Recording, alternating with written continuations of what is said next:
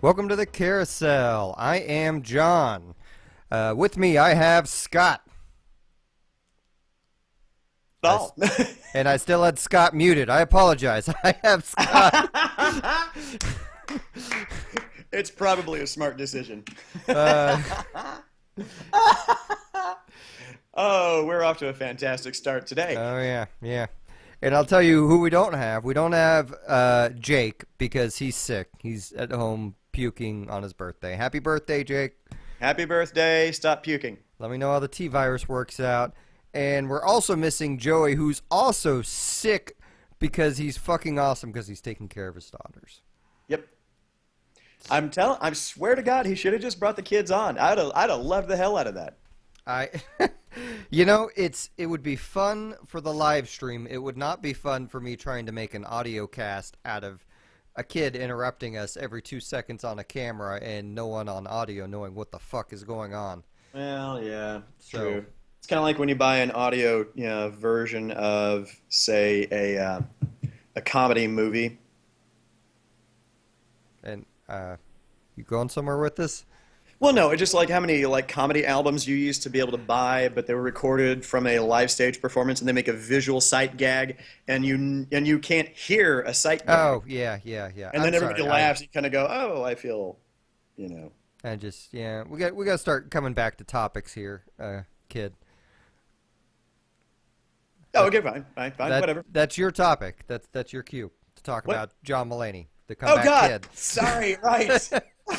Oh Jesus. Dog, I'm sorry. God, fuck this podcast. I'm done. I'm sorry. I'll go. I'm sorry.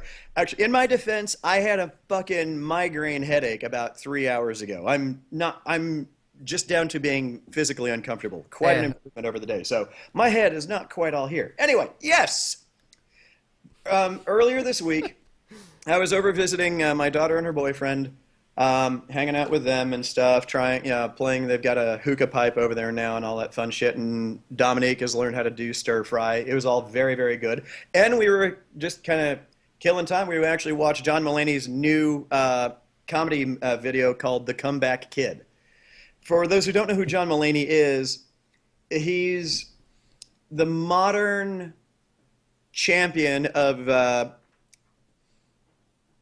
dry white guy low-key humor. He has great comedy, but he delivers it in that kind of a deadpan-ish kind of delivery. He was a comedy writer on Saturday Night Live. Specifically, Stefan was one of his inventions. Oh yeah, you've seen that skit where he talks about trying to trip up what's his name playing Stefan every time it goes on. Yes, he would just, he had that one time where he ran into the same person at 3 different clubs back to back. Yeah, anyway, it's basically, the thing that I've discovered about John Mulaney is that he had a sitcom that was actually his own doing. Did not go over very well. I believe it was on Fox. And what I think the case is that he has to be the one to freewheel interact, because his stand-up is some of my favorite, because his timing is natural, but it works with how the audience responds, and his shit is forever funny, and you get to hear him use his very slight accents, which is really funny because he doesn't do an impression of Ice-T, but he has Ice-T's accent down. In his original comedy bit, he talked about Ice-T's character in Law & Order SVU. I think that was actually a second comedy show, but yeah, go on. You're right, it was a second. And he talks about how his character is always the new guy because they use him for explaining the situation to the viewing audience. So he always gets to be the kid, like a Sesame Street level thing, and going, oh, so like this. And you go, yeah, oh, so this other thing like that. And so it was great because he talked about a guy that was addicted to sex. And they're like going, oh, so like if you smoke too many cigarettes. But he actually had Ice-T's inflection of the word cigarettes. It was so great. A lot of the same in terms of quality of humor. Completely new material, not even a callback to anything old. Um, Beautiful, wonderful stuff. And Yeah, I watched it too. I'm a huge fan of John. Well, I say huge fan. I've watched three of his specials. New in Town, Comeback Kid, and whatever the other one is. yeah, that And first one I don't remember. yeah, the first one's a little bit like it's still really good, but he does a certain inflection when he says stuff that's a little bit much. Yeah. But when he talks about, I mean, should we devolve in this podcast to talking about other people's jokes? Okay, I'm gonna stop Just myself. for well, I guess we could for a split second. I Well, mean, I don't. It's not like we're gonna deliver it as well as he does. oh well, point taken. He just has one. In that first one, he just had one funny bit that was a particular favorite of mine, where he talks about walking down to the subway and it's just him and some other chick in front of him, and she starts running, so he starts running because he thinks he's late for the subway, Oh, and then realizes midway through that she probably thinks he's a crazy murderer rapist. Yeah, and he accidentally corners her. Yeah, and that That's was right. And corners his her ex- to apologize. But And it was great because he tries to explain to her that he thinks like a child, which doesn't help by enunciating, "I'm a little boy." yeah, Oh yeah. God, yeah, that's a hell of a little story that he had for that one. No, But he's yeah, it's on Netflix, and I think it's actually a Netflix exclusive. The Comeback Kid. they've been doing a lot of those. They've got a lot. Yeah, I was surprised. I actually started looking through stuff that's just theirs alone, and there's a lot of shit in there now. Yeah, no, they got a lot of Louis C.K. They got a lot of John. Well, I say that they have most of John Mulaney's stuff. They have a lot of. Oh shit, who's the Indian guy? Aziz. Aziz Ansari. Yeah. Yes.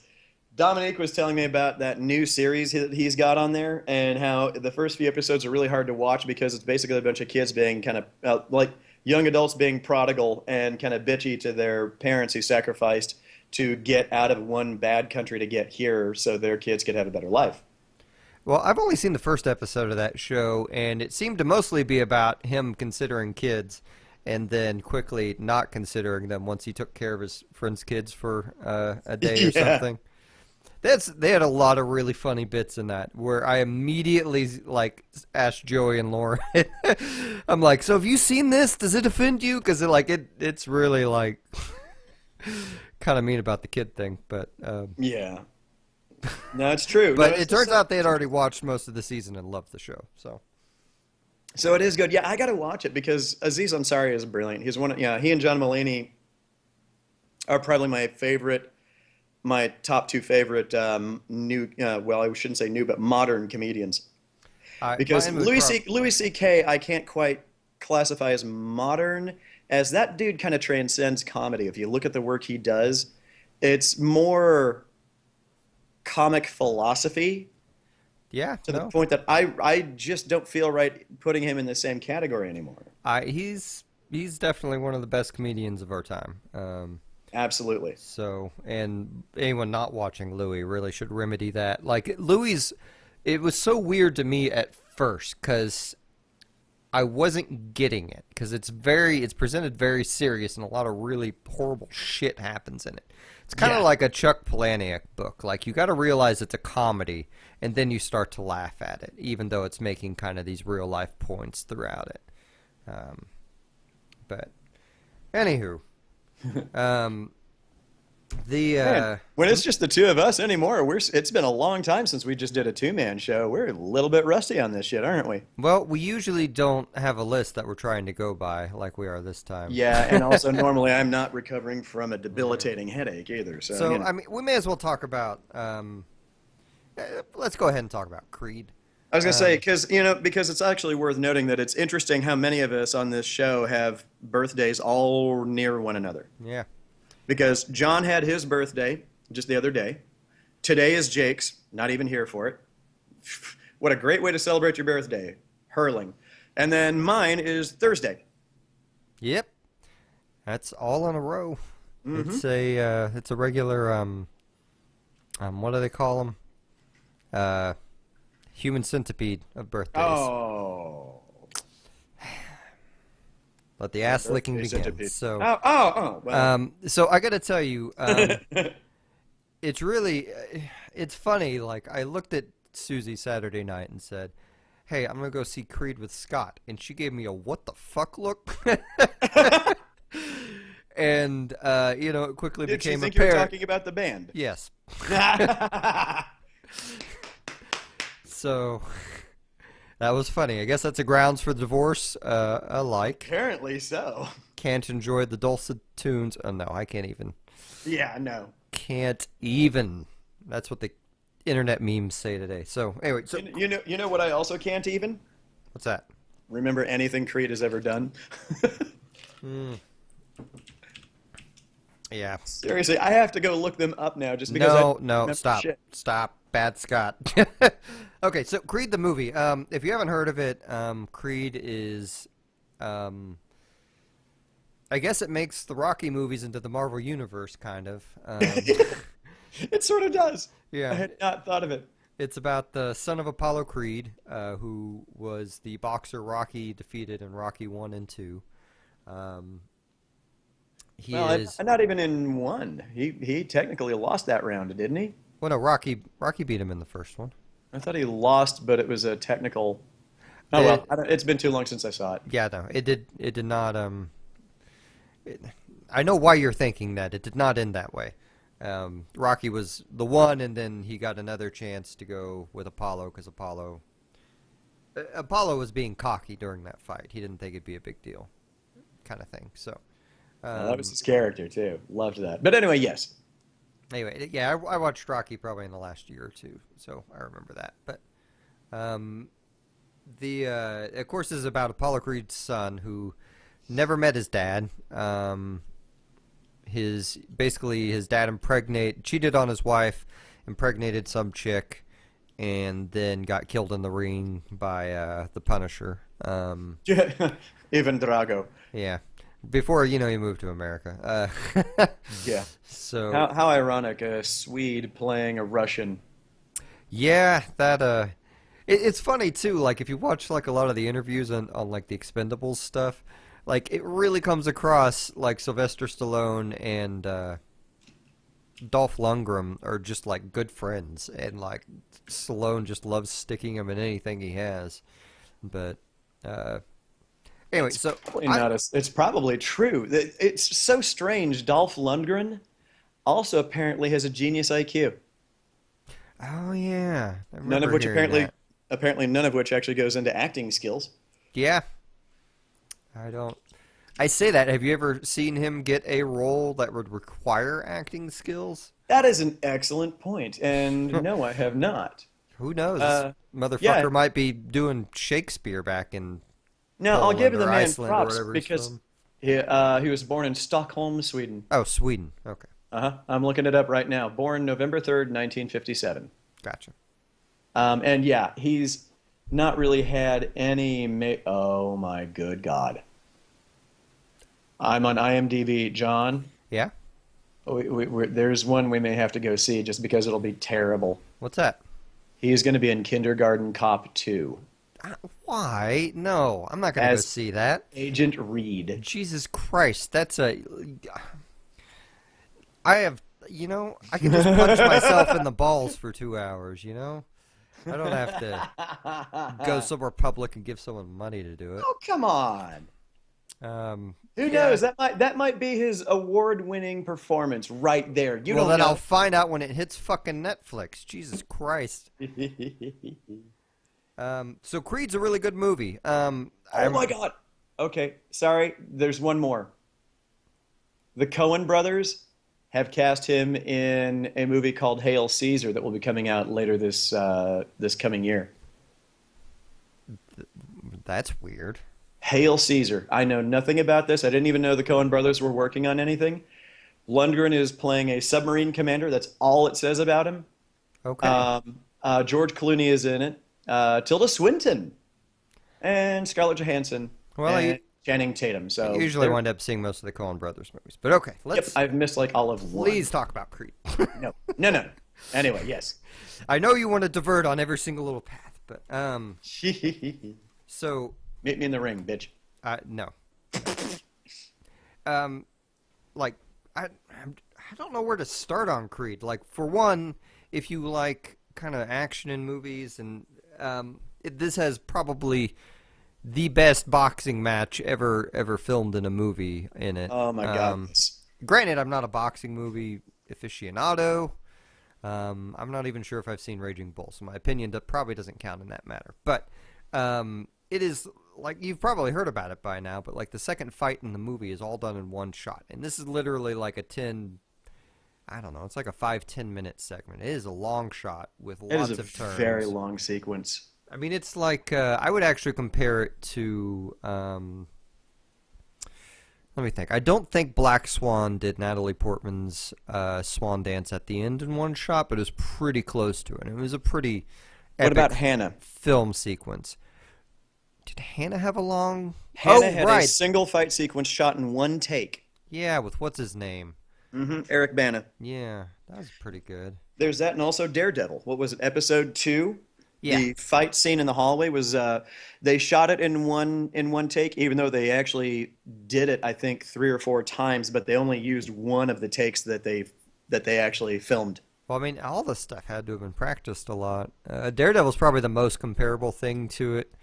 I kept wondering if it would get like water on the camera, like Children of Men did during that one scene. That Oh was man, like that's right. 20 minutes long or something ridiculous. It's just, God, yeah, that was incredible. but That's it become is. one of my favorite things now in modern cinema. I mean, cinema has gotten amazing in the past 10 years or so.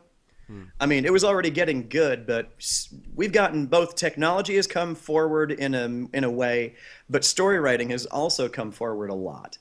And so they're merging in weird areas. And that fight scene, I feel, was one of them because the amount of concentration every one of these actors had to have because of the fact that it was a single camera take.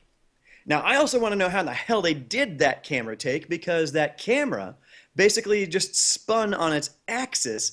And I don't know how in the hell nobody ran into it. I think a dude was probably in there holding it, and they It probably was, had like a cable or something to help him steady it.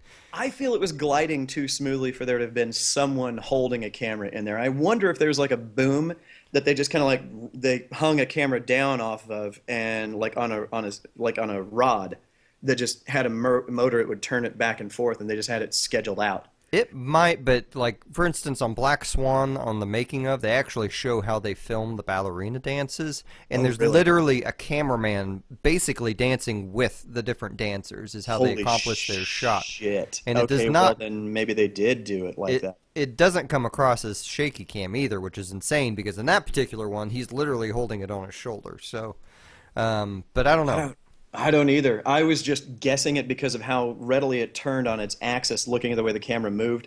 But not a single actor looked at the camera. Everyone is actually focused on their parts and how they relate to one another in that fight scene. And I mean, you get both of the guys in the ring fighting it out, and you've got the camera zipping around to other people at the corners, like Rocky, who's giving him pointers mid-fight, and the other guy giving the opposing kid pointers, Well, and the ref too. well, and yeah, try not to spoil it too much, but Oh yeah, no, no, I think this. I won't.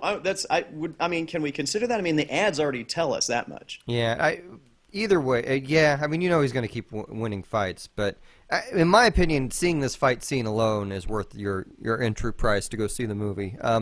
But another thing that's probably because I know we never talk about sports movies on here, even though I talked about. That's the other weird thing. This is my second sports movie I've seen this year. I don't watch fucking sports movies. But What was the other one? Goon.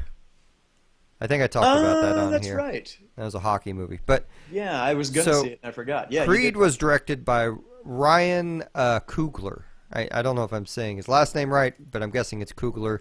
He is allegedly on to direct Black Panther. What? So, yeah. Ryan Coogler. Looking him up now. Yeah. I mean, I'll tell you right now. I thought, well, okay. I've seen that's already- interviews where he's been Oh, my asked God. about it, too. So, he's not allowed to say anything about Black Panther right now, of course. But, Which is completely fine. Although that gives me some interesting hope for what kind of fight sequences we're apt to get. yeah. Because, damn. And did you hear about kind of how Creed came about? No, I know. I know absolutely zip about it. I just remember seeing an ad for it, and then I think no sooner than literally after, and it was the moment I finished watching it, I messaged you.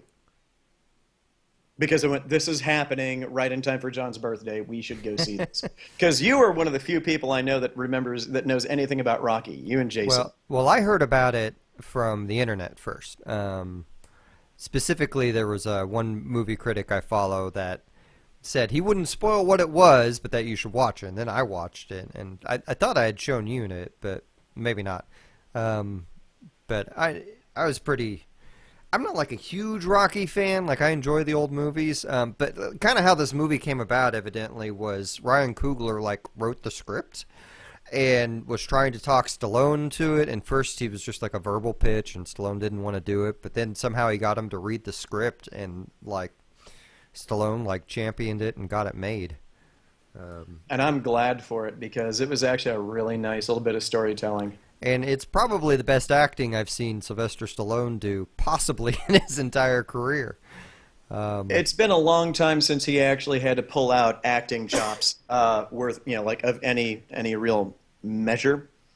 So yeah, I was actually really happy to see it. I mean, okay, there's a scene in the original movie Rocky where he's yelling at Burgess Meredith through the door to his apartment.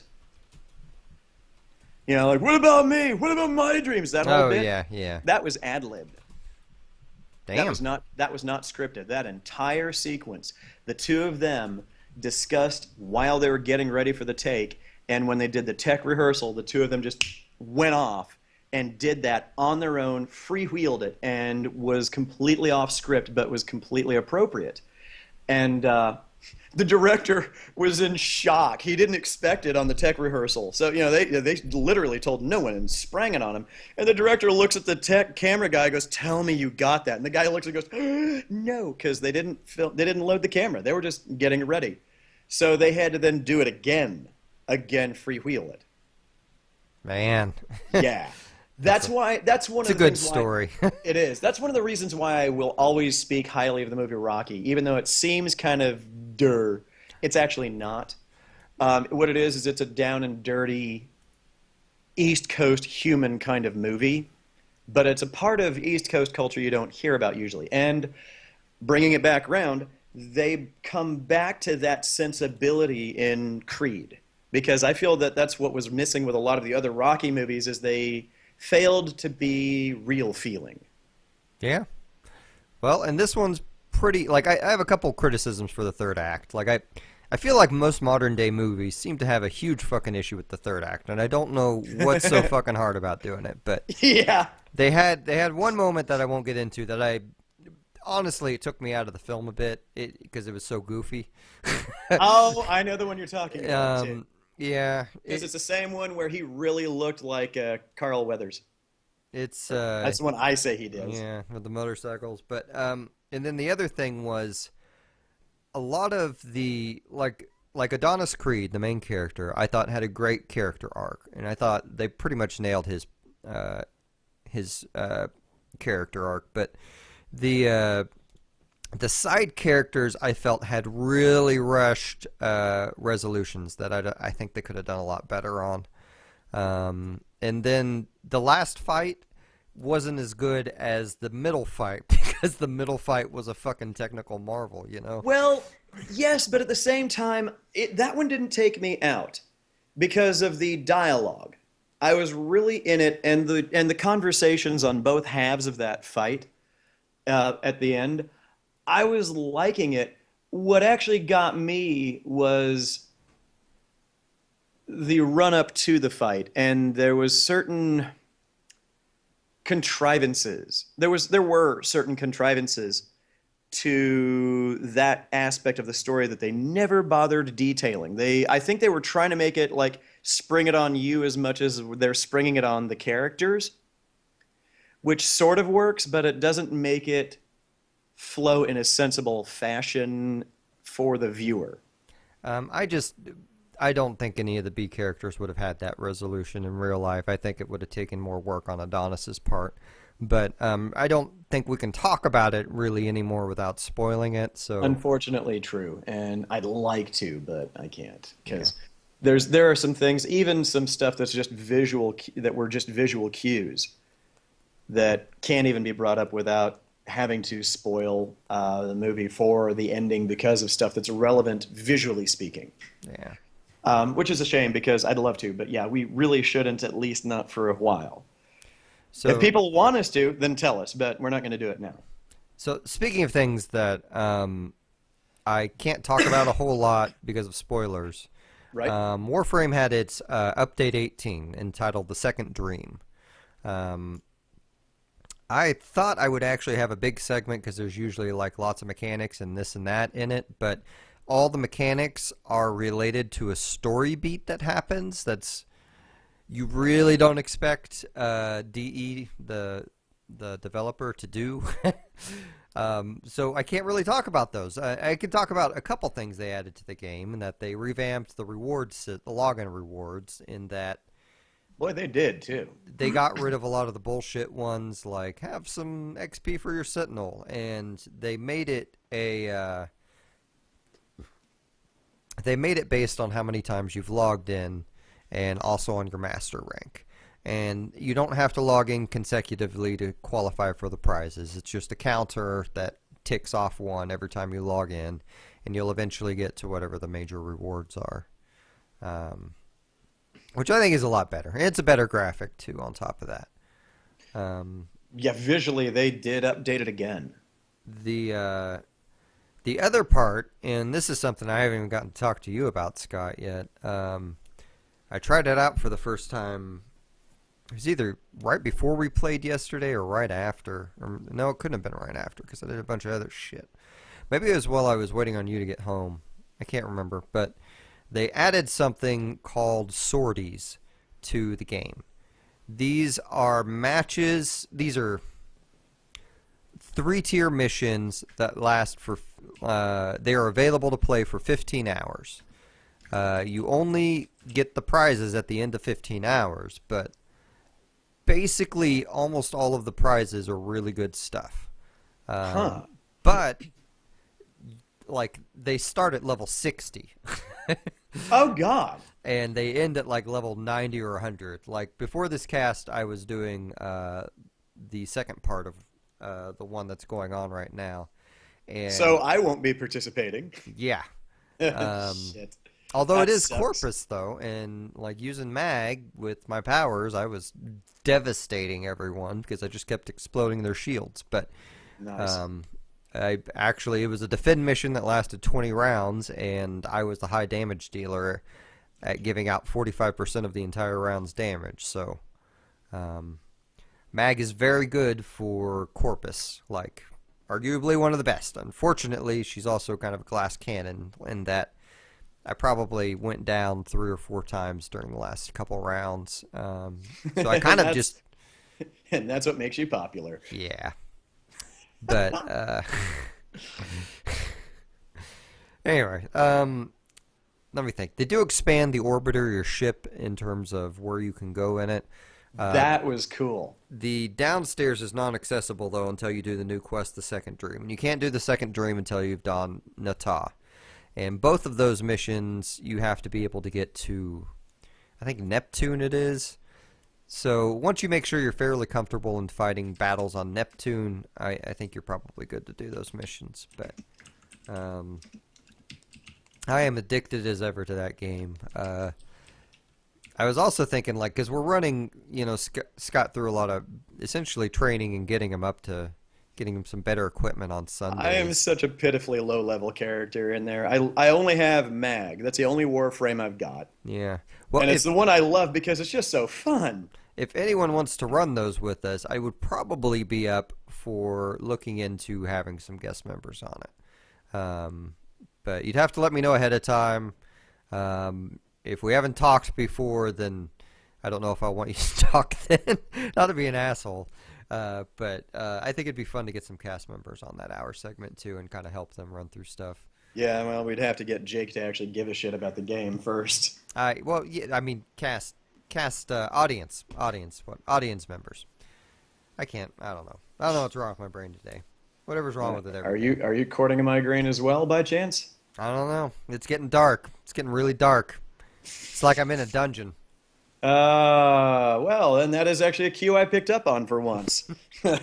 Well, I Okay. didn't drive around the block like last time to No, which is fucking give good you a because cue. I'm multitasking my ass off here, trying to think of, it's just you and me, and right now we're not coming up with, we're just not really hitting the witticisms like normal. That's good. Why don't you pour out more of our faults for the audience? That's okay. All right, well, that's a topic suggestion now. All right. So what's so There. you played Darkest Darkest Dungeon? Dungeon. Uh, my daughter's boyfriend put me onto this probably almost a year ago now. Uh, it's it's a dungeon crawler, but it's turn-based. Modern graphics, even though it's still turn-based, so it has almost that little like flash cutout animation kind of look to it.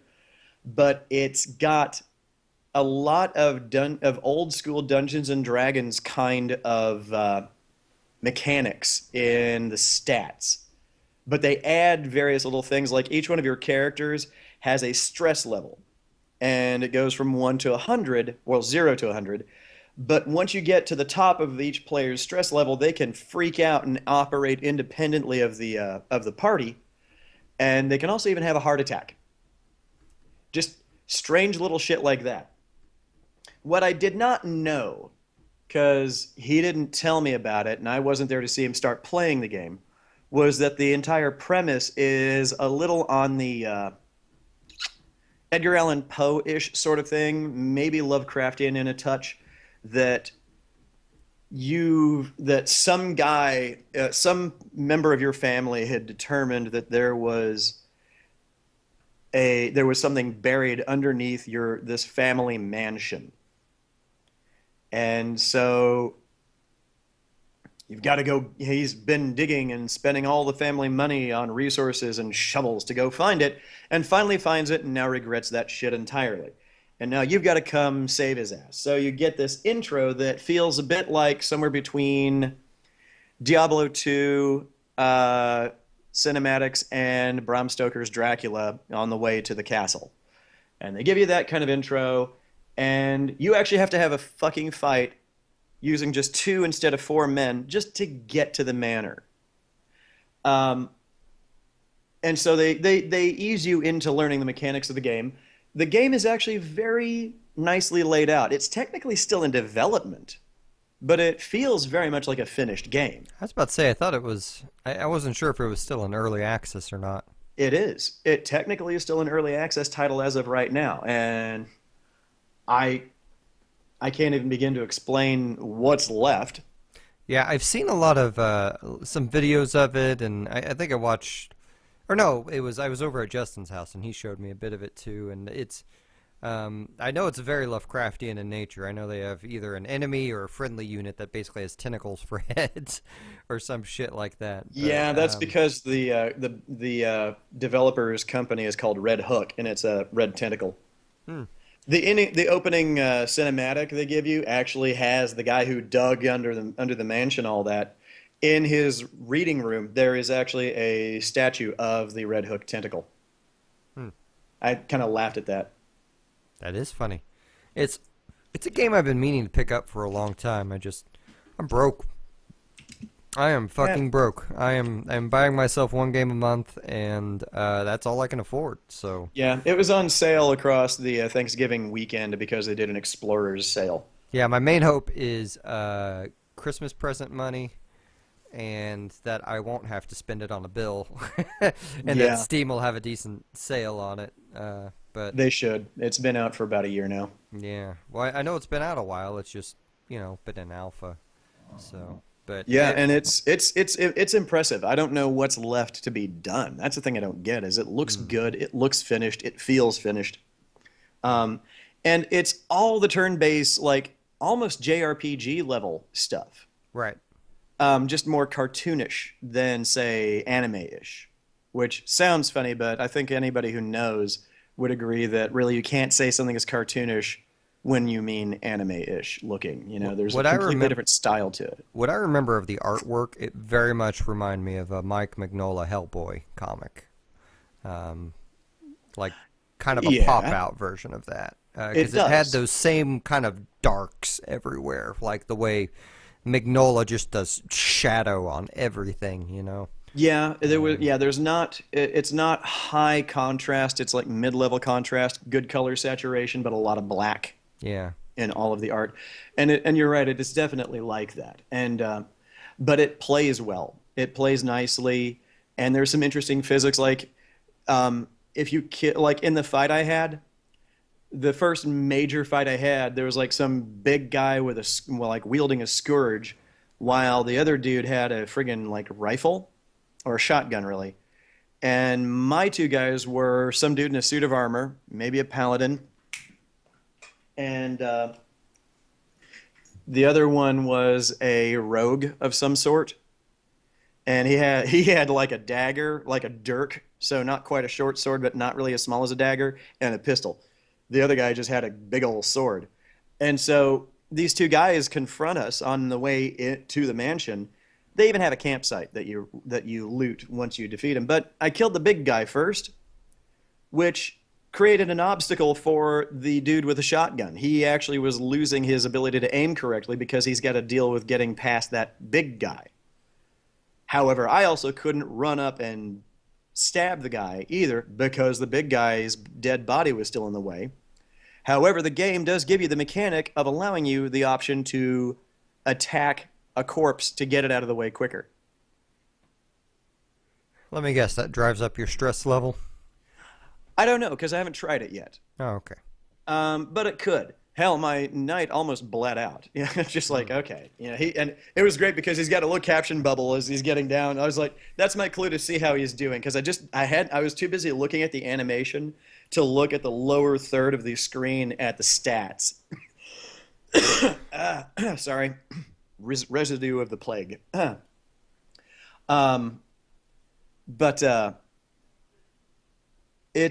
Yeah, he was down to like 6 points out of many. I don't even know how many. He was almost dead. He goes, so much blood, in a little speech bubble. I was like, oh, I should probably see how he is. The game carries you along nicely. It introduces you easily into the mechanics. You hold down H on the keyboard and a help menu comes up. And they even give you a glossary of all the game terms, like ACC is accuracy, and all the other things it'll do, like poisoning and whatever else. It tells you everything. Very straightforward, very, again, like old Dungeons and Dragons and advanced Dungeons and Dragons, that level stuff. They just tell you right here it is. Don't be surprised or confused. Off you go. And you have to continue. You have to go embark on missions in order to actually unlock other parts of the property map to then get stuff. Like basically, your guys are going to be forever damaged until you've done enough missions to unlock things like the infirmary. Well, you've got a tavern you can unlock, which is one of the things I have to do next. You have there's a sanitarium that apparently is on your property. Good going there. What does that say about your family? Stuff like that. You can unlock that. And in fact, you can actually take people from the sanitarium that are just barking mad and put them into your 4-man adventure party. I have no idea how that's going to go. Interesting. Yeah, I know they have something. They have quite a few classes in there, don't they? Yeah, and they just added another one too. That's kind of a necromancer-y thing, if I understood what I was skimming correctly. Gotcha. Yeah, but I was admittedly skimming. It's definitely a game I want, but I don't know how my time goes anymore. Yeah. Like I know the audience answers like Fallout or Warframe, and you wouldn't necessarily be wrong, but they do other real life things too, like pay bills and go to work, but. So yeah, but yeah, I mean, I will say this though, the one area where the game kind of failed to keep me aware of what I'm doing. You have 3 save points, 3 save files you can write, and it gives you the option to name it. So you click on it, and it immediately populate. Oh, hold on. Sorry. God damn it, Scott. I told you not to fucking die on the live podcast. Fuck. Don't die on the podcast. Oh, I Oh, know, God. I know. Gotta be so fucking dramatic. The What were we talking about? oh God, the Are you fact that I okay? hate Christmas. To explain, I have a profound allergy to juniper, and that's what most Christmas trees are. So I'm fucked until this gets out of here come January Yeah. 9th or so. So life is hell, and it will continue to be bad. Well, And so I feel awful. So anyway, have a so that's ve- why I'm gonna. Oh yeah, what? Sorry. Oh no, you said. Well, what I want to say is have a very Merry Christmas, but you sound like you have one last point you want to make. There are a couple last points, although that was good, nicely done. Um, the thing is that the game kind of let me down because of the thing where it populates the save file, and it goes darkest. It populates that already for you, and you can backspace it off if you wanted. But what it doesn't tell you is that this is actually the name of your family manor. So I went darkest save file, or darkest save point. That was it. And then the game starts up, and now I find out that my family property is now called Darkest Save Point Manor. That's funny. That's And I was like, awesome. what? That's a good tip to know, though. Like I'm gonna be thinking until I get that game, what the hell I want my manor to be named. And you have 3 save files. So, Do I and want so fuck this shit manor? yeah, really. So what I'm gonna do is I'm gonna go back in and rename the word save point to end with an E. That way now it's the name of a location, like Gross Point, you know. Oh man.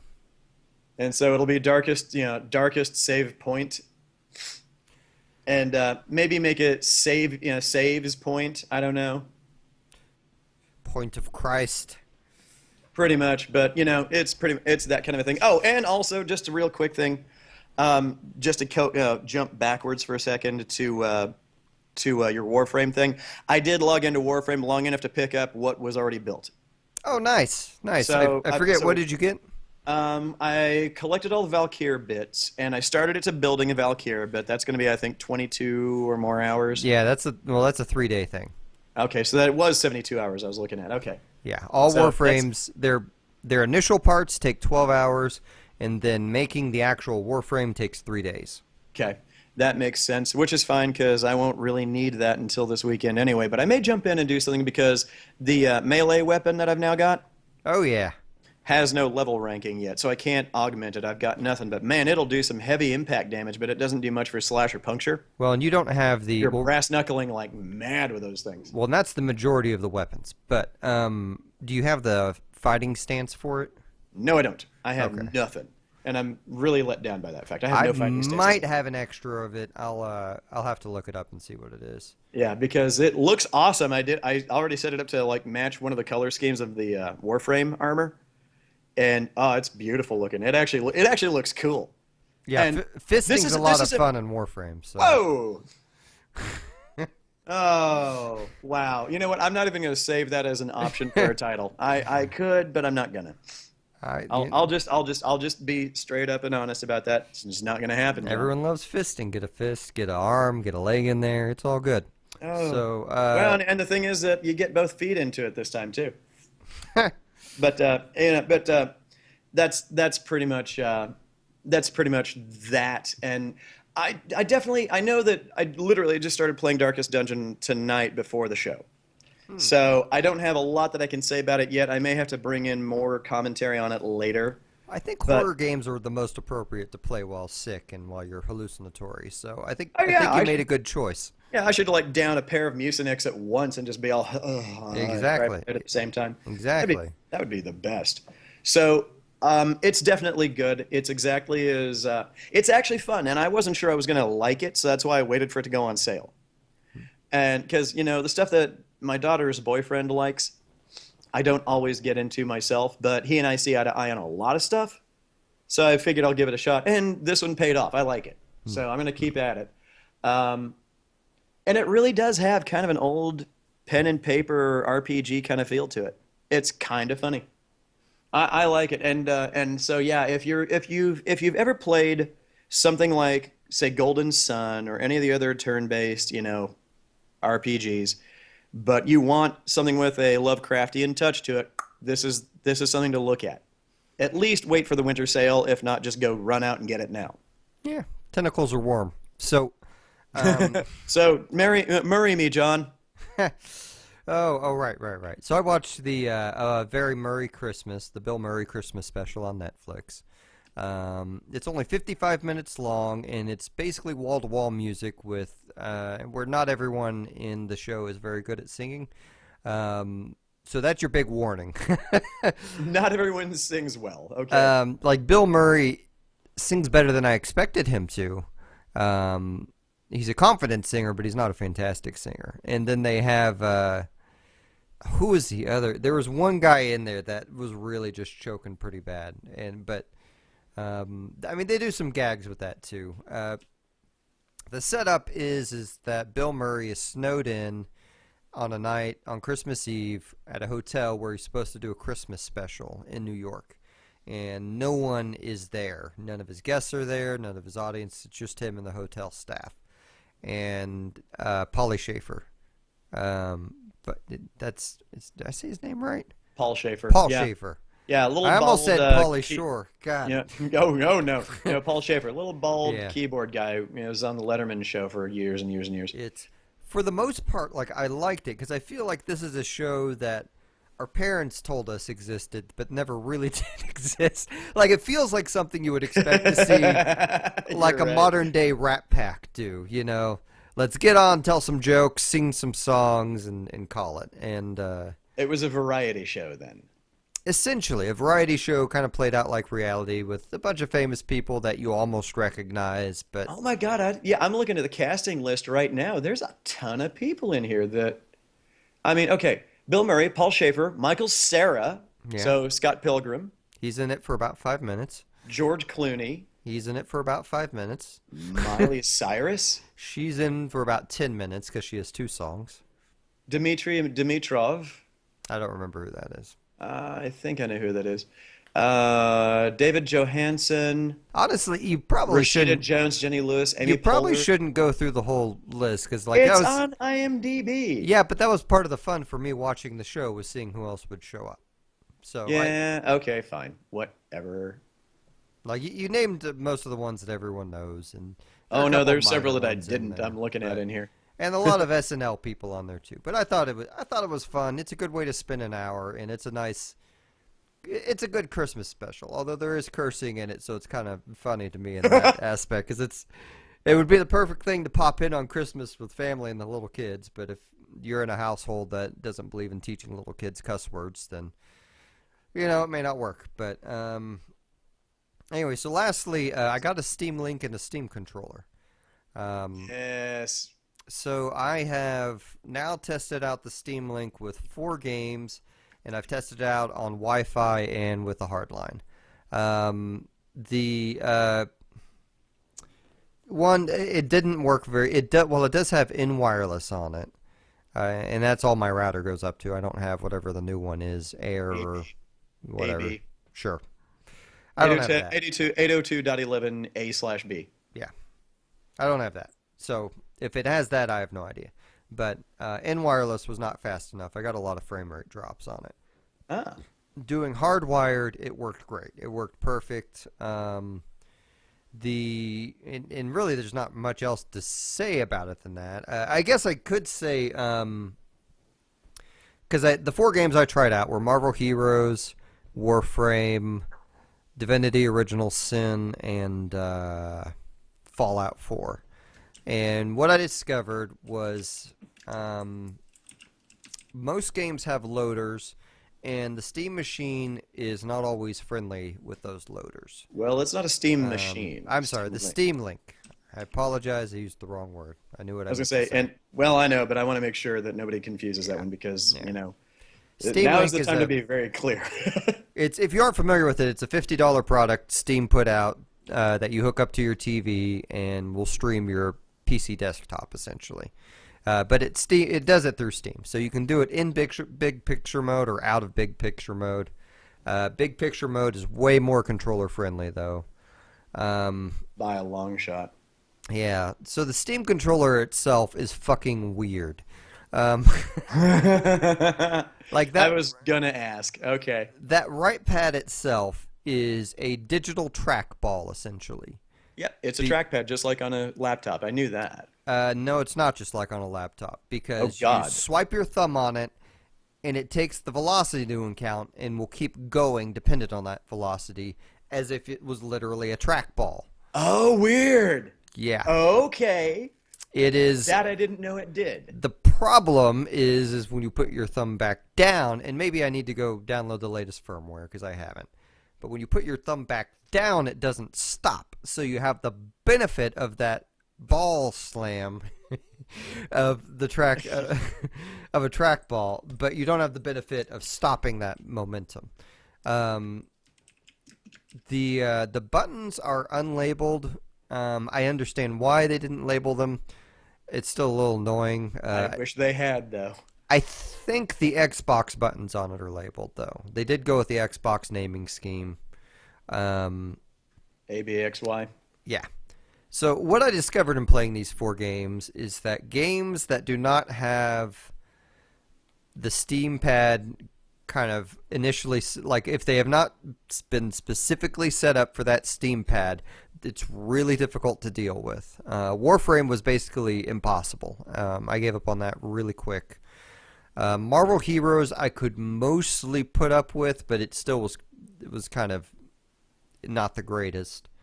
And allegedly, when they come out with their Marvel Heroes 2016 patch, they're going to do, they are going to actually have full-on controller support where you directly control the character with a controller. Because it's like a Diablo game, right? In Diablo, you're usually controlling essentially the camera with a mouse in this, top-down type view. But that's something that's coming, so I'm looking forward to that because that seems like a good fall asleep to game. Let me think. What else did I say? Play Fallout. And that's the other funny thing. Whenever you start a game, even if you've read a news article from like Bethesda or someone that says, "Oh yeah, no, we support the Steam controller," Steam will actually tell you if the game supports it or not. So none of the games. Well, because maybe they mean morally support the Steam controller. Maybe so, but the three games I mentioned so far are not supported by it. So I started it, and Fallout would be it. After something, I believe my playtime is over 2 days right now in Fallout 4. And after that amount of time with a mouse and keyboard, I just can't make myself learn a new control scheme for it. And it's not, and because of Fallout 4's lack of tutorials, there is no chance of me being able to figure out a new control scheme quickly. But the big surpriser was Divinity Original Sin, which is the enhanced version, which I got for free for owning the other version. And it kind of has like when you're traveling around the map, it's essentially Diablo-esque. Combat, of course, is turn-based, but the cool thing was, and I didn't even know if this would work, I just wanted to try it out. So I talked Susie into trying it out with me. So we plugged the Steam controller into the Steam Link. We plugged an Xbox 360 controller in. We played couch co-op on my fucking TV through my PC. Like, it was fucking awesome. Like, the game even gave us our own profiles. Like, they anticipated this situation. Nice. It was so awesome. And playing And what game is that? Divinity Original Sin. It's a pretty hardcore RPG, but with the enhanced version, they have automated enough in it that you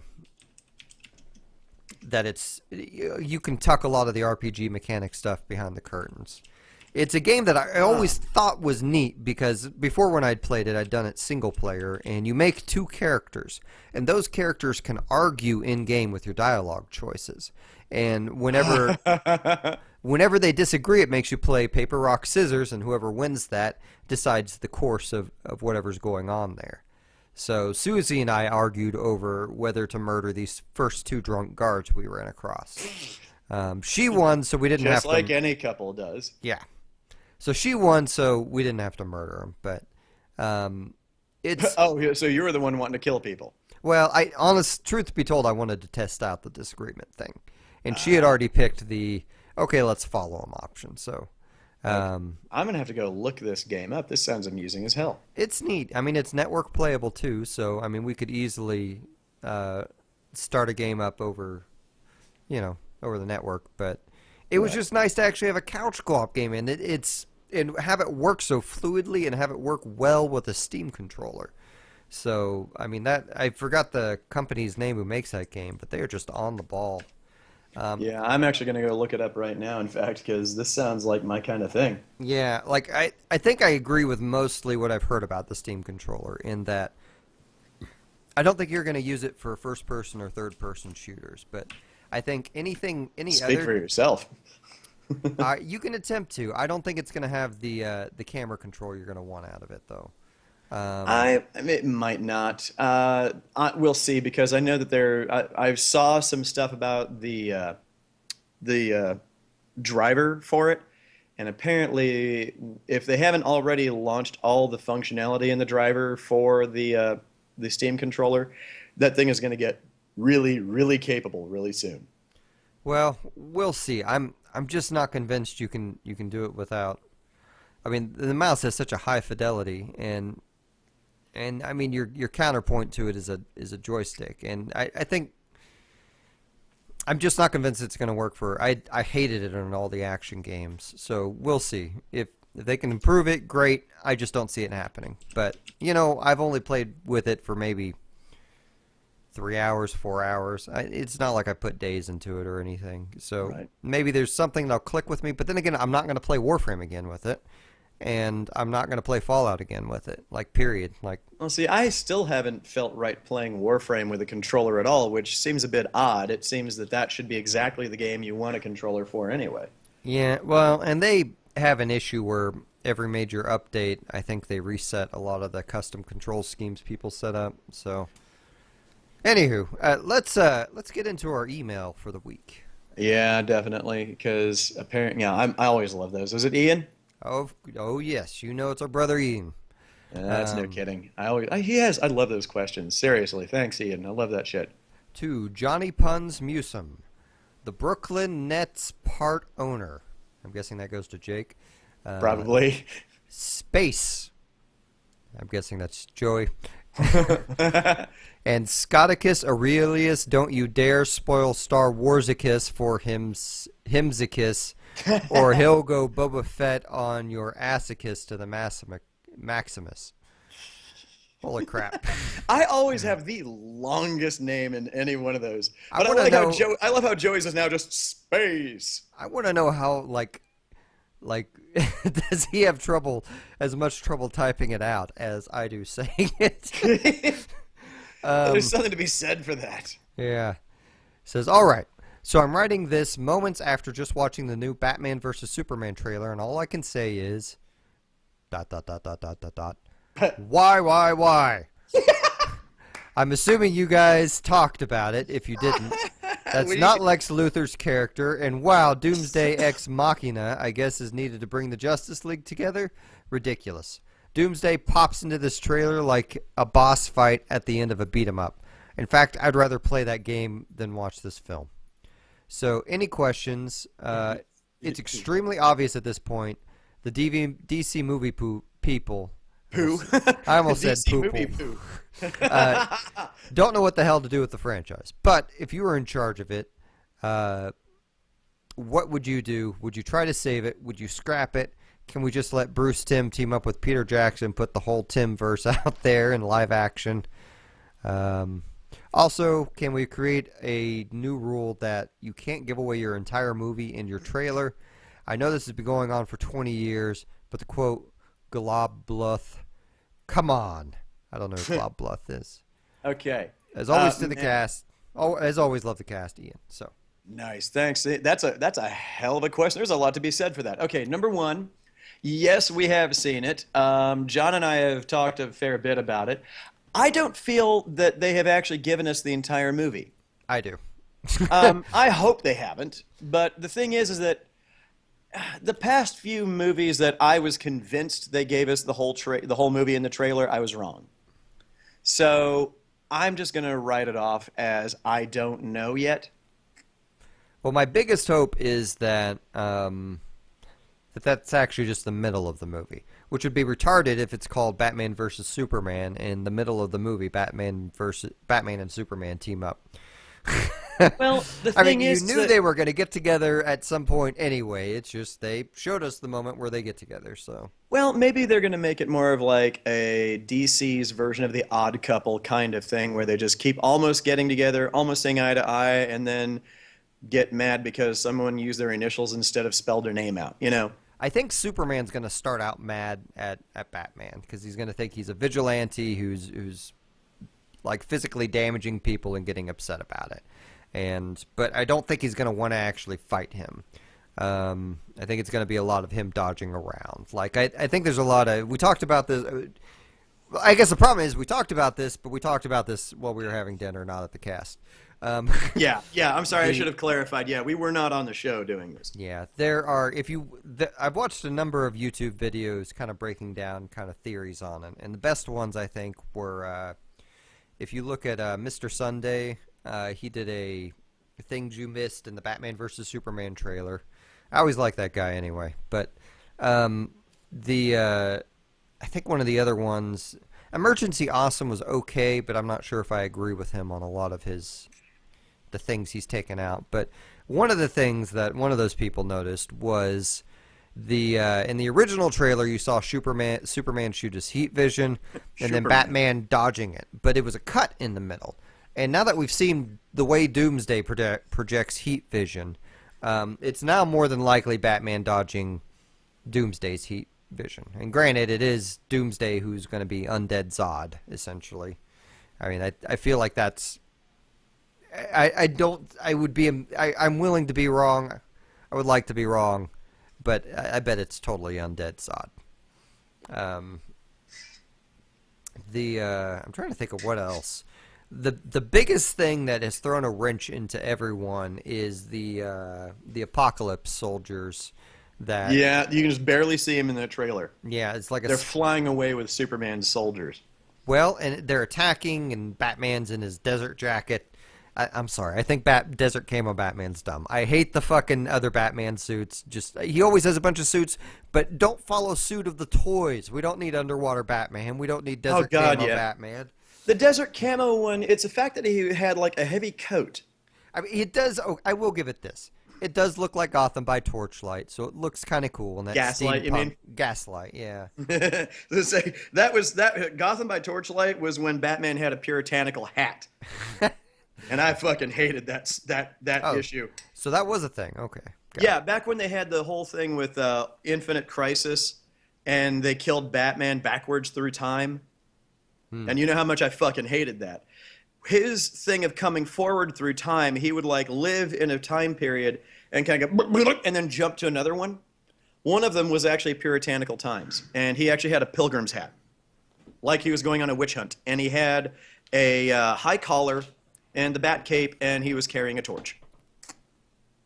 It was fucking real, and it was fucking stupid. So, I guess to his questions, if we were in charge of it, what would we want to do? Oh my God, I know the first thing I would do. What would you do? Brainiac. I have wanted Brainiac, like the big, mechanical, scary, big as a house, you know, like is part of a spaceship Brainiac for fucking decades. I was really hoping that's what they do with the whole dad storyline and the Man of Steel thing, because I mean, you saw lots of weird ass tentacle whatever things that hinted of Brainiac design, but agreed. Warner Brothers just seems afraid of anyone that's not Lex and Zod as their villains. I mean, if they're gonna make Zod into fucking Doomsday, and granted, I guess there is like a chance that won't be true, but Luthor has his body, so we'll see. Yeah, I don't know, because, I mean, I've already seen pictures of What's-His-Face playing Lex Luthor minus the hair. So we can expect that at some point he will lose the hair. He's rumored to put on the suit. Right. The thing is that... Here's the thing I always come down to. We're talking about Zack Snyder. Zack Snyder's movies have never really been big on coherent stories. The best example of that would be um, Sucker Punch. I still enjoy that movie because it's a 2 hour long music video. It's beautiful to watch. It's great colors in an interesting way, but it's a bunch of anachronistic bullshit. Because, you've got a girl in the late 50s in being taken to an insane asylum, and she's fantasizing about things that didn't exist yet.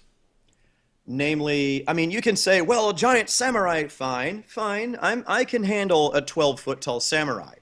But no one in the 50s had a hand-operated Gatling gun.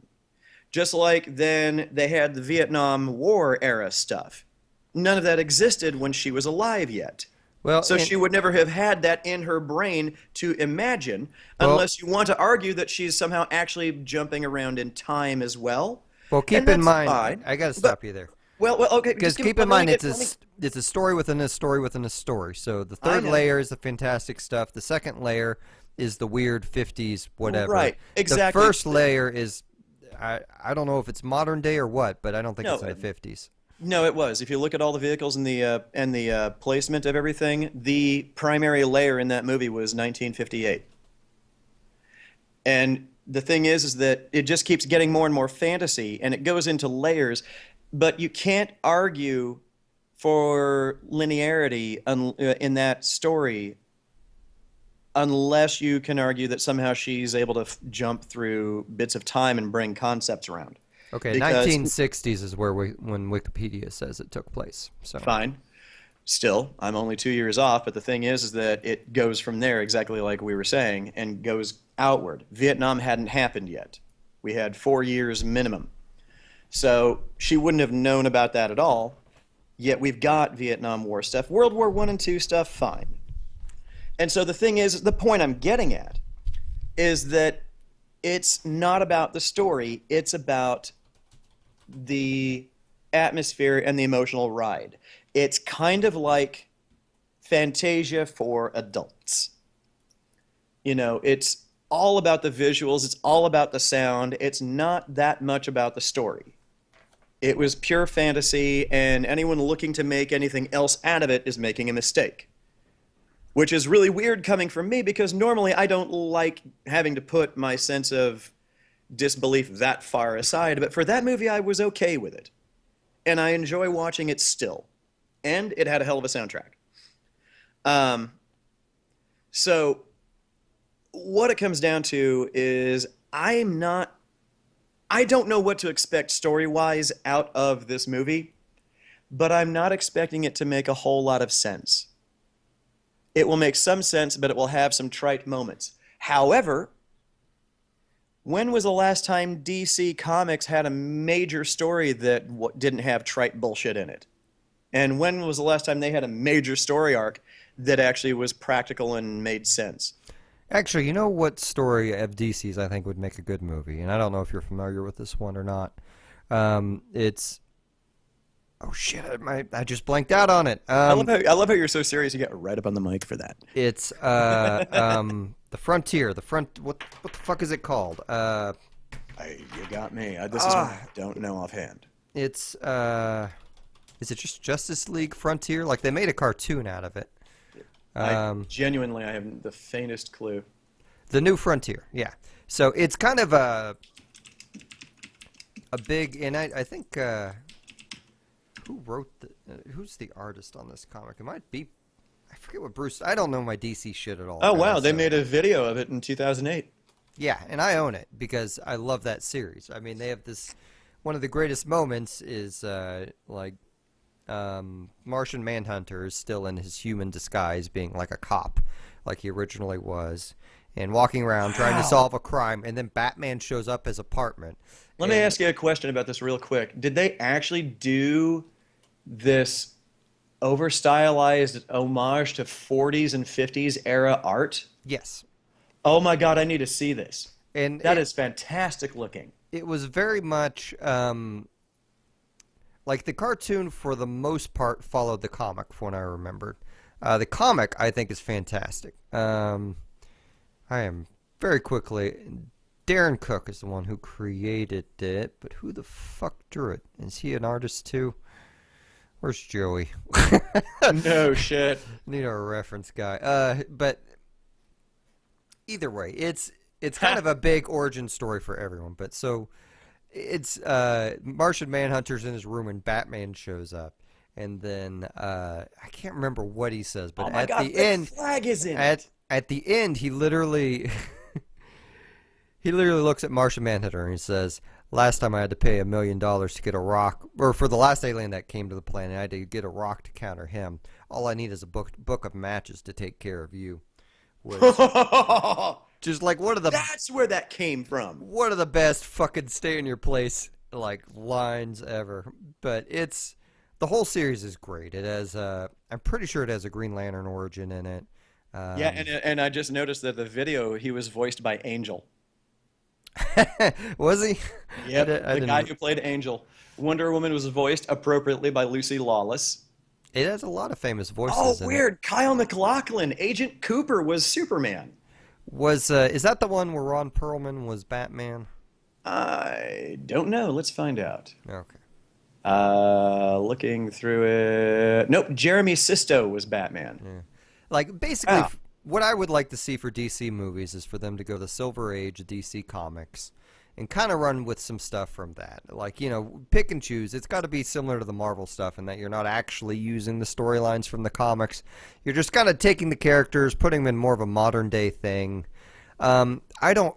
It doesn't matter to me too much if it's dark or not, but I think none of the movie people understand how to write a dark Superman story, because I think a dark Superman story works best in one of two ways. One way is kind of the Red Sun Superman story, where it's an alternate reality and Superman isn't normal Superman. And the other type that I think works really well is you have Superman holding on to hope, trying to do his best to be a good guy, and having everything kind of go to shit around him, and having everything in the world telling him not to keep standing his ground on being a good person, kind of thing. I think you need that moment where he is.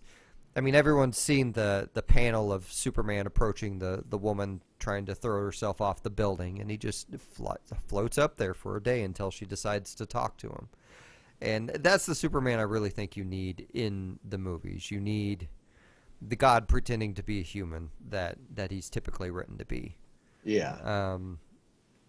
For Batman, I think we're actually going to get a decent Batman in Batman versus Superman. I think Ben I Affleck's do going to do too. good. For Green Lantern, you need Is to he not. actually going to be in it?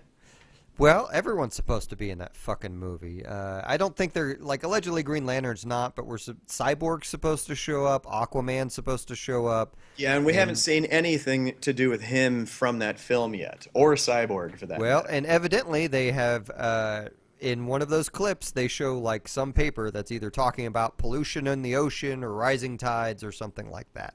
Something to imply Atlantis is probably pissed off and Aquaman's going to pay him a visit. Right. So I don't know. Like right now, like they on Screen Junkies they had a really fun pitch by Max Landis. Max Landis is a little bit difficult to listen to. Like he's kind of young, kind of annoying, too talkative. But he's the writer who did Chronicle, who has a huge amount of internet fame because he's just just says whatever he wants to all the time. But his pitch for the movie, which I can't really repeat in its full glory, but the essential thing is that Lex figures out who Superman is and starts being Superman's PR team and starts telling Superman where to go. Superman just blindly jails the entire Justice League without knowing it because that's what Lex tells him to do. And then at the end, he springs the Justice League out to fight Lex, kind of thing. Which, That is entirely possible, especially with that shot in the trailer where it's another bit where he's on the rooftop, and so he has that whole where Soups comes over and goes, "What are you doing?" Very dour. What the fuck is going on? He knows something is wrong, and so it's predictable that that would be probably the come to Jesus moment, as it were, Well, where he realizes that he's not doing the right things.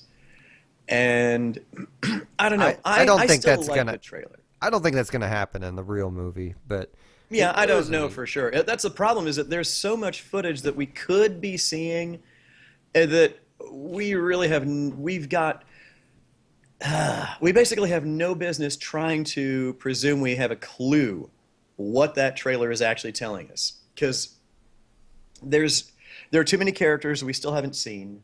I don't There's know. I too think we little. got a lot of clues. I think we got an I undead body don't that really. Lex has taken. I think we've seen Doomsday and Batman and Superman team up to take Doomsday. I think we see Wonder Woman's first appearance as Wonder Woman when Doomsday pops out.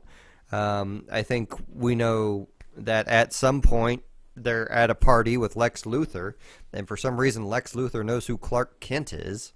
Um, Which is entirely possible. But I mean, now I will say to that, I'm going to hope and pray that Lex actually just outs him at one point to Clark, that he knows he's Superman, and nag at him about going, "What fool did you think was going to be tricked by glasses?"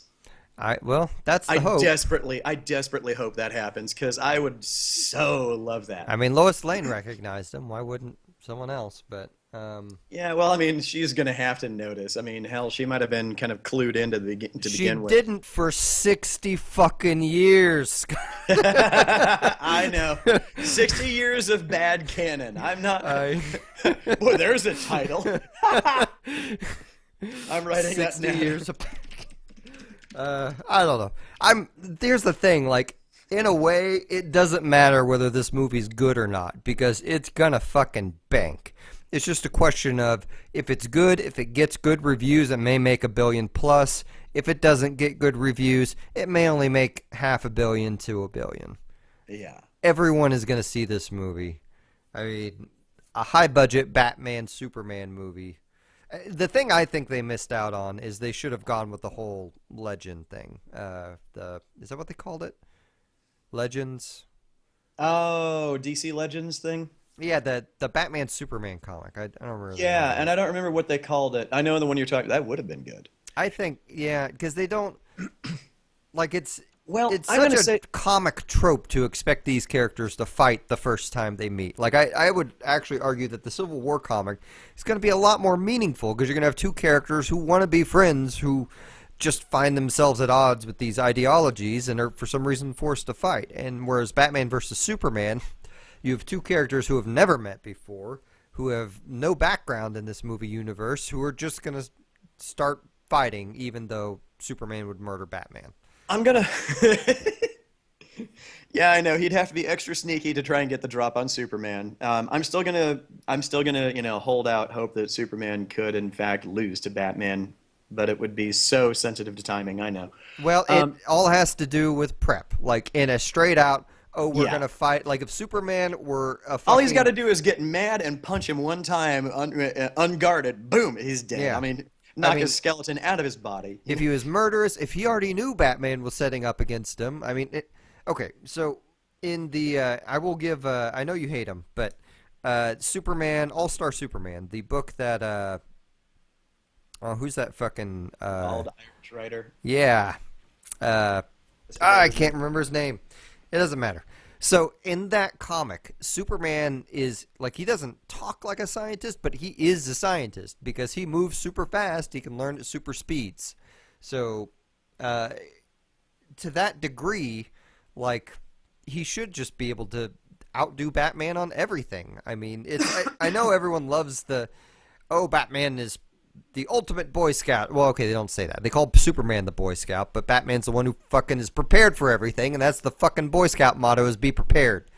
So Batman's Let me get a little aggressive there, John. Batman. Well, it's frustrating. It's like called. The problem is Superman is kind of the. Well, okay, no, he's not the Cyclops architect, but like him, like Superman, Cyclops, and Captain America get lumped into the same bucket a lot of the time, just because they are characters who are written typically as leaders and who are typically written as being morally right. Not morally right wing, mind you, just they generally have a moral compass that leads them along. Granted, they have written Cyclops out of that, obviously, but at the same time, They Professor X is an asshole and deserves to die. But that's beside the he, point. he often is. It's beside the point. I don't remember where I'm going with this anymore. Um, I don't know. The movies, it doesn't matter. I'm going to see it opening weekend. It'll be whatever it is. I mean, that apocalypse dream is probably just a dream, but the original rumors I heard was that we'd see Darkseid at the end of it. And, you know, who was it? I think it was Movie Bob's video, which I'm off and on Movie Bob. I don't always agree or like the guy, but in this video, he pointed out kind of the similarities to the Avengers formula of, oh, we start out fighting, and then he showed the Avengers scene of Captain America, Thor, and Iron Man fighting, and then he's like, then we're gonna team up at the end to take out the bad guys, and it's Well, and there's something to be said for that. The thing I'm actually worried about is that they're going to do right out of the gates with this movie what Marvel did. Marvel did both half to Joss Whedon and half with Joss Whedon for over cramming story arc shit in Age of Ultron. yeah, they Because there's a lot they have to get done. There's more than point A to point B. It's point A to point B, C, and D, or point B and D, C. Ha. I had to. And, but the thing is that the only way that's going to work, just like it didn't quite work with Age of Ultron, is is if it's like about a 3.25 hour movie. It's gonna have to be a long story to get all of this done comfortably. So it doesn't feel like a rush job, and even then it'll still feel a little rushed.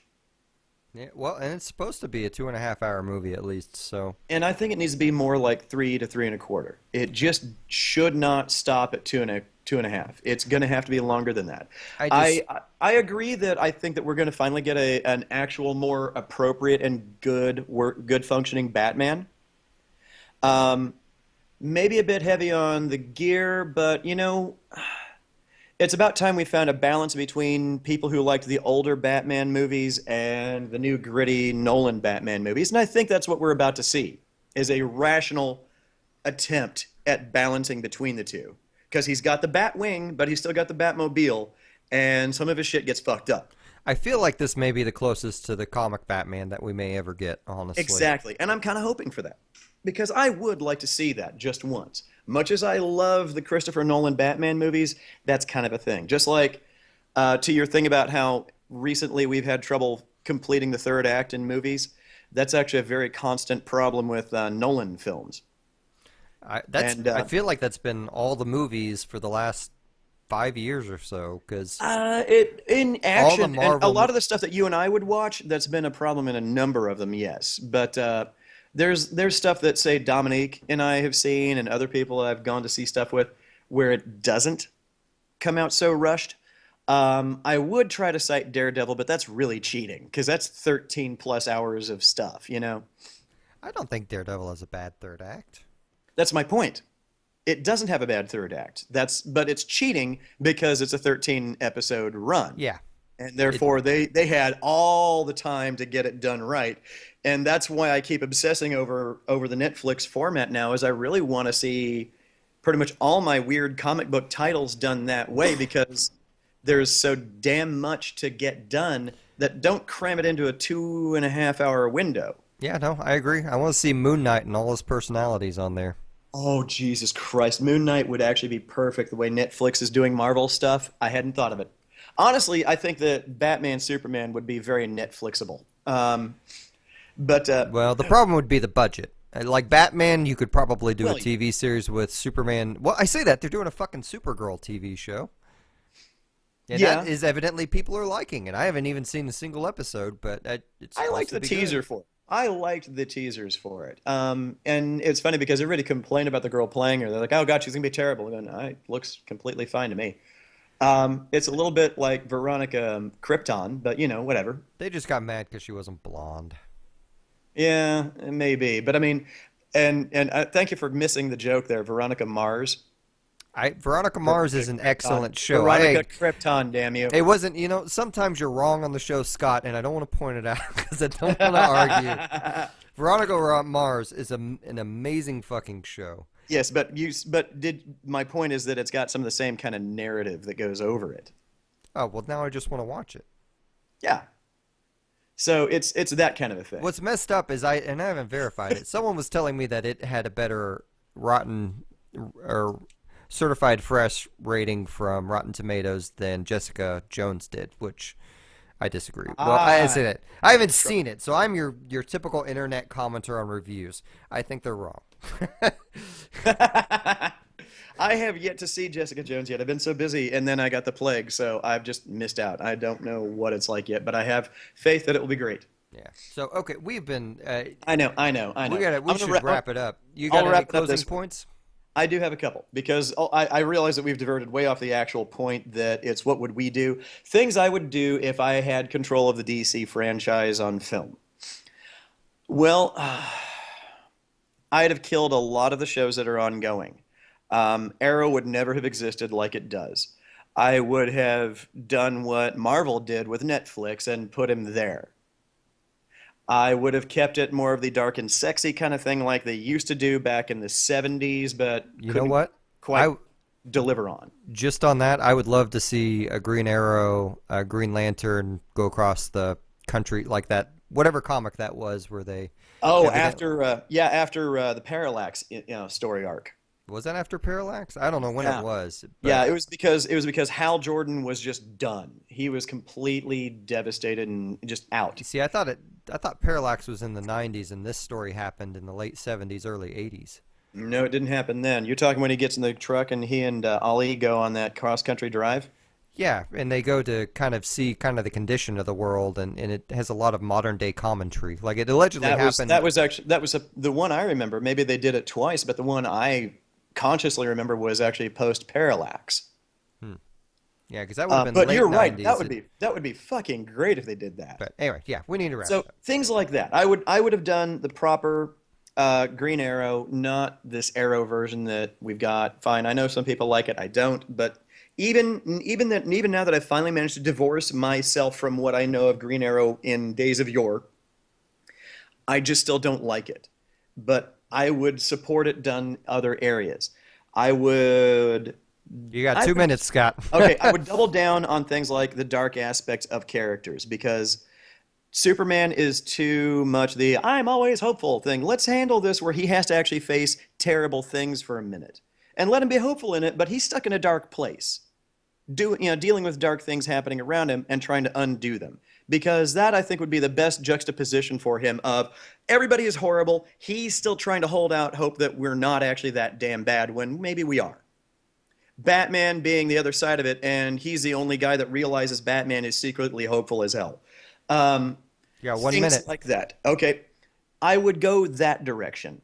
I still don't know that I would do whatever they're going to do with Jason Momoa, and I would have probably used Gina Carano as Wonder Woman instead of Gal Gadot.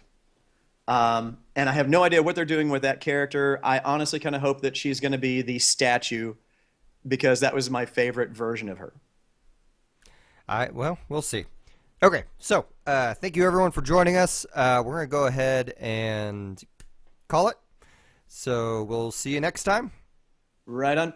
Oh, also, I would do a film No. style just Society. No. Yes, I would. Bye. Okay.